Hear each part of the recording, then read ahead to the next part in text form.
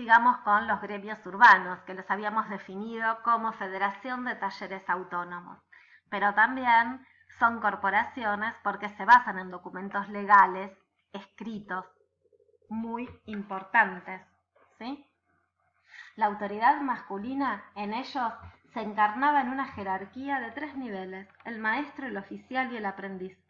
Los contratos de trabajo especificaban la duración de un aprendizaje que habitualmente duraba alrededor de 7 años, y el costo de la enseñanza quedaba a cargo del padre del joven aspirante.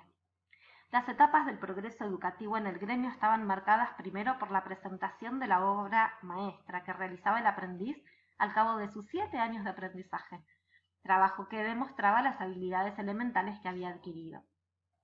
Si aprobaba la obra, se convertía en oficial y trabajaría otros 5 a 10 años hasta que volvía a demostrar con una obra maestra superior que merecía el lugar de maestro. Algunos oficiales jamás llegaron a ser maestros. La presentación del aprendiz se basaba en la imitación. El método de aprendizaje era la copia, mientras que la del oficial tenía mayor alcance, puesto que debía mostrar, por ejemplo, alguna competencia de gestión y poner de manifiesto su fiabilidad como futuro maestro.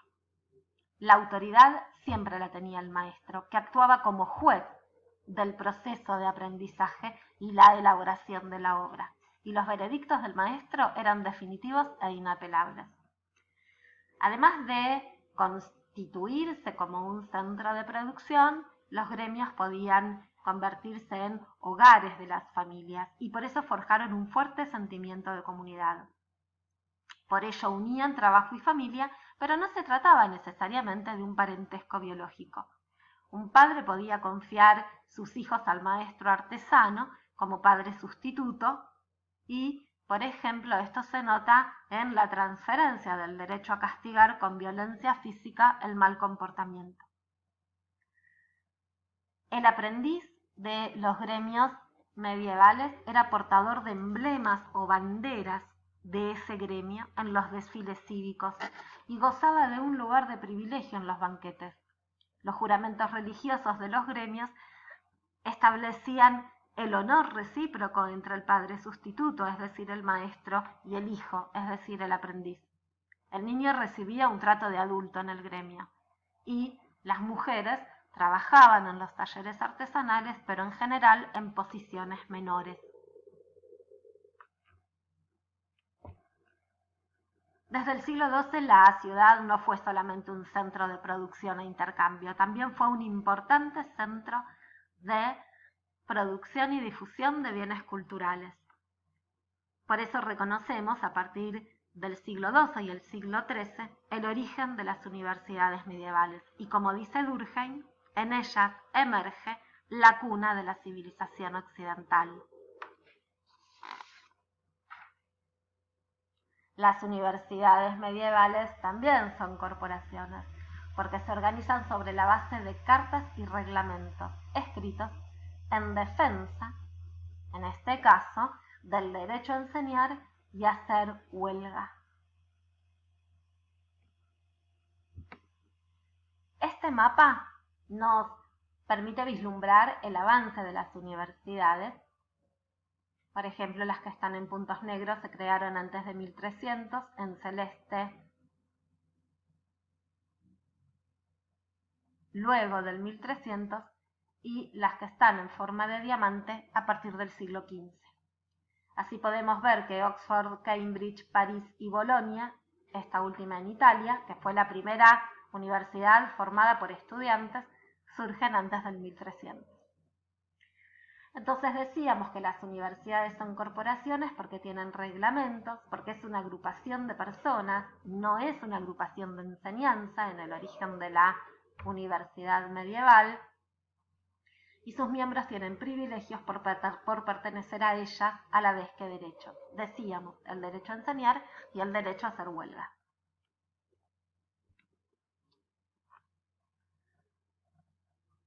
Las universidades medievales, entonces, son corporaciones, como dijimos, y además son agrupaciones de maestros o estudiantes. Hay una universidad, decíamos, en Bolonia, en Italia, que fue creada por estudiantes. Y esto es importante porque empezó siendo agrupación de personas, agrupación de maestros o de estudiantes. No reunían enseñanzas en un mismo edificio, ni siquiera las universidades en el origen estaban todas juntas en un edificio como están hoy en la actualidad.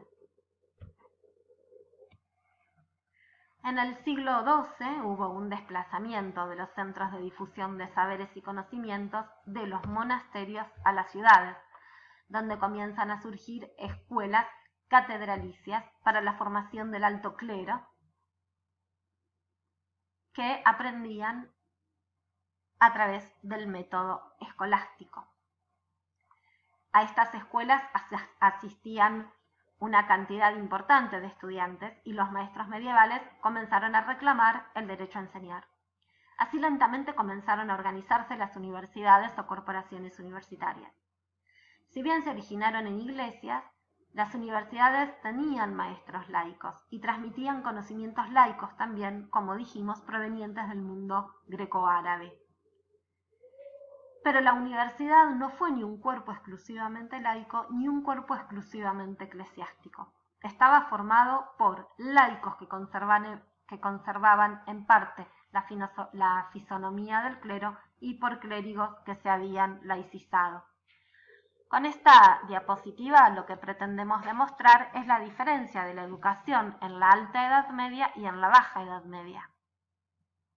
En el monasterio se aprendía a través del método monástico, donde predominaba la oralidad y era una lectura silenciosa, la ruminatio, donde lo que se hacía era la meditación, la contemplación, y la lectura estaba relacionada con el alimento del espíritu, con el alimento del alma, porque era considerada una actividad sagrada, divina, destinada a Dios. En cambio, en la Baja Edad Media, las universidades se basaron en el método escolástico. La escritura comenzó a avanzar a medida que se afianzaron las estructuras del poder político y eclesiástico, y el método de enseñanza escolástico está basado en la discusión, que en latín es disputatio, y un método memorístico. También estaba el dictado, pero la justa medieval, el debate medieval, era lo más importante, con lo cual esta forma de aprendizaje de lectura silenciosa se fue abandonando a lo largo de los siglos. ¿Qué es la escolástica medieval? Bueno, es la interpretación mutua de razón y fe en un mismo sistema de ideas, donde una y otra son inseparables. Se trata de introducir la razón en el dogma, de racionalizar la fe, y, como se decía en la época, la fe es el argumento de las cosas invisibles. Esto quiere decir que a partir del siglo XII, todos los textos bíblicos y las creencias cristianas empiezan a ser razonadas, pensadas, reflexionadas, pero siempre en el marco de lo que la Iglesia Católica Apostólica Romana permitía.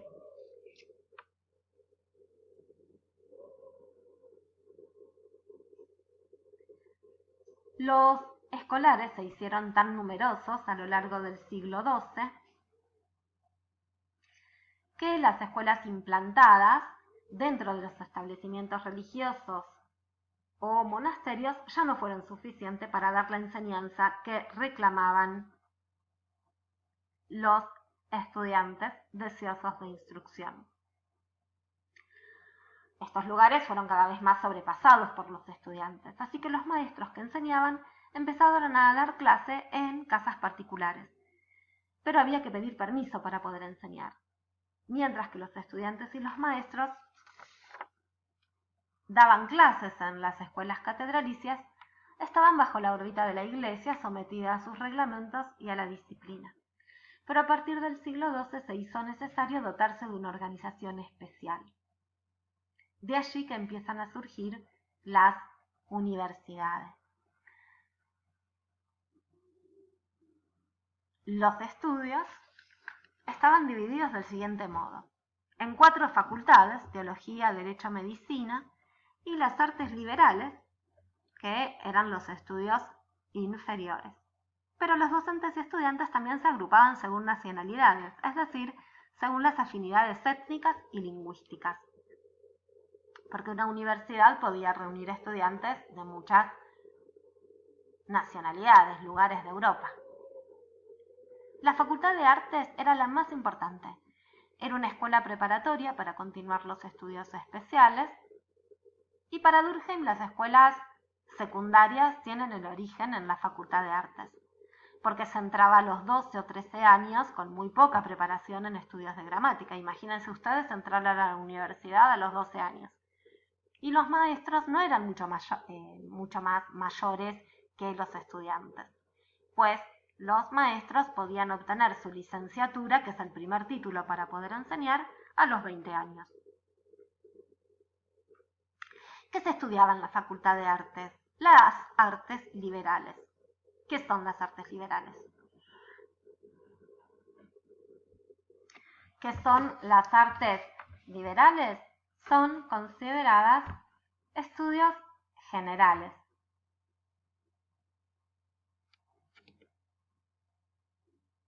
Y se dividían en el trivium,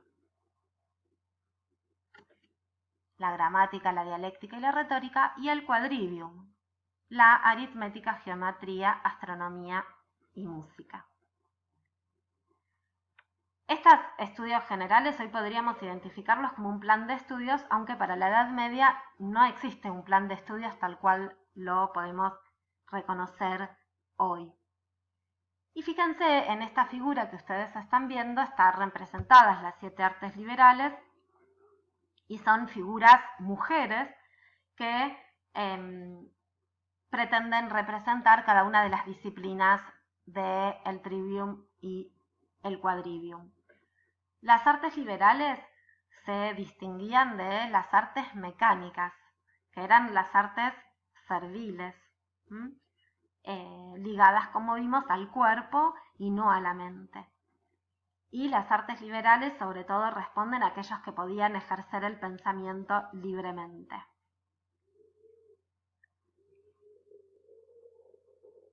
¿Saben qué significa trivium?